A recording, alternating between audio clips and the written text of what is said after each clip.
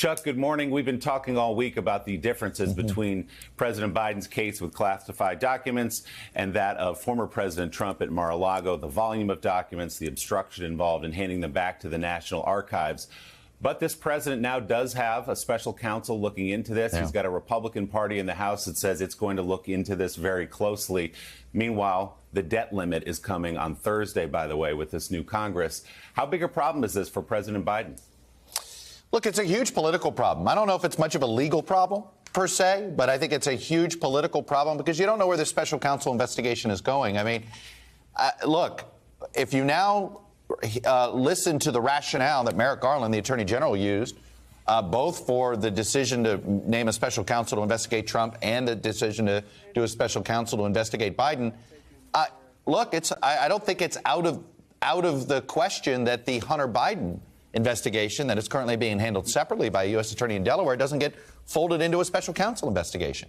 And the point is that these things are months. And I think what it, in the short term, means that the most powerful person in deciding what our presidential race looks like in 2024 is Merrick Garland. The decisions he's going to be making here going forward about whether or not to prosecute Trump, whether or not to let folks how far to investigate, whether to prosecute Hunter Biden, things like that, are going to have huge impacts on Joe Biden. And I'll tell you, think of it this way, Willie.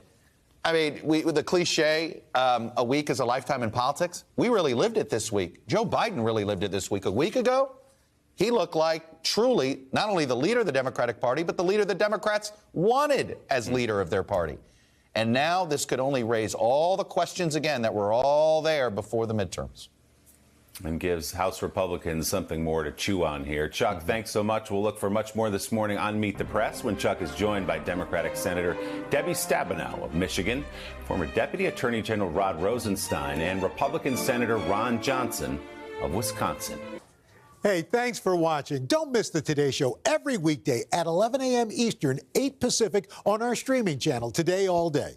To watch, head to today.com/allday or click the link right here.